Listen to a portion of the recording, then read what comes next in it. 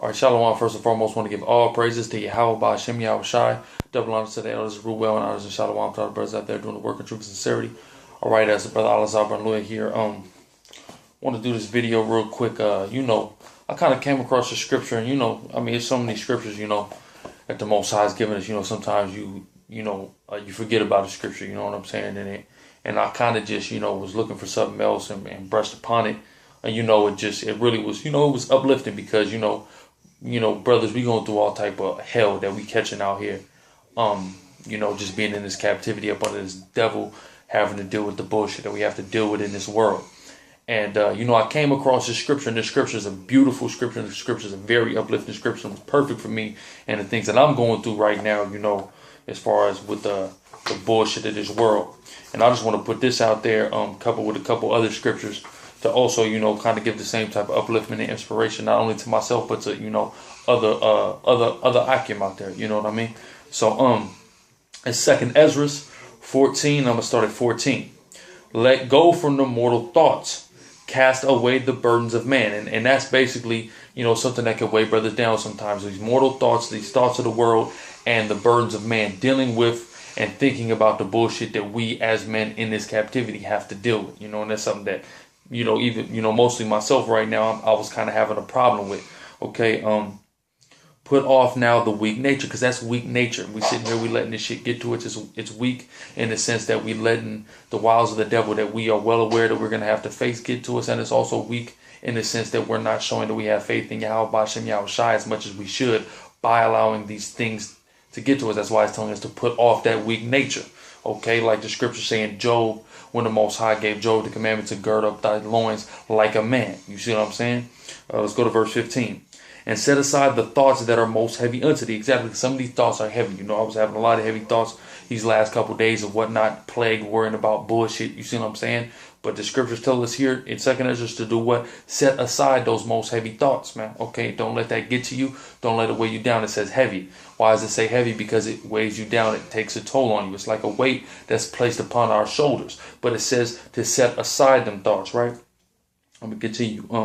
And hasty to flee from these times. Exactly. To flee from these times. Because we have to remember, dealing with all of this bullshit that we dealing with in this world, it's really all to show us to haste to be away from these times, to hasten the day that the kingdom is established, to do all that we can do as, men of the Lord, to further the agenda of the Most High and hasten the day of the Most High by pushing this word out, pushing the truth out. And by pushing the truth out, more and more members of the elect get woken up, and we get closer and closer to our salvation. Okay? This verse 16. For yet greater evils than those which thou hast seen happen shall be done hereafter. Exactly. Why? Because we getting ready to come into a very tumultuous time, a time of unprecedented, wonders. You see what I'm saying?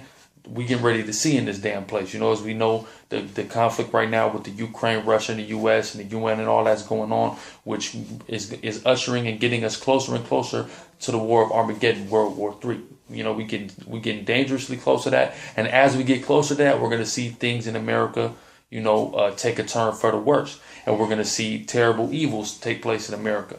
And we need to keep our mind on staying in tune with the spirit of Yahweh Ba'Shem Yahweh Shai, giving all praises to Yahweh Ba'Shem Yahweh Shai, and blessings to Yahweh Ba'Shem Yahweh Shai, doing all we can to further the agenda and the truth of Yahweh Ba'Shem Yahweh Shai.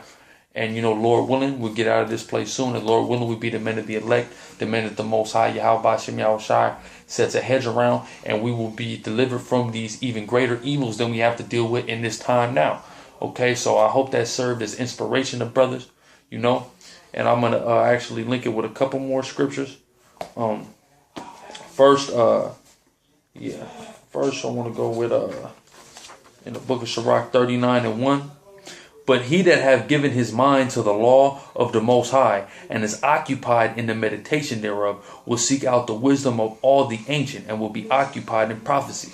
Exactly. So how do we set aside these heavy thoughts? How do we keep our mind on these heavy thoughts and keep our mind on, really this straight gate that we're walking, and what is at the end of this straight gate, which is the kingdom of heaven? By being occupied in prophecy, by giving our mind to the law, statute, commandments, and the prophets, and the truth of these scriptures, man, of this Bible.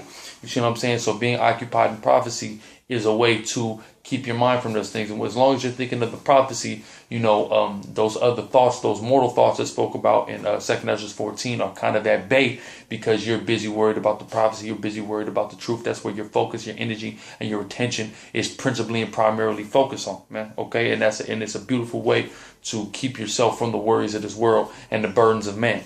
Okay, I'm gonna get another scripture real quick.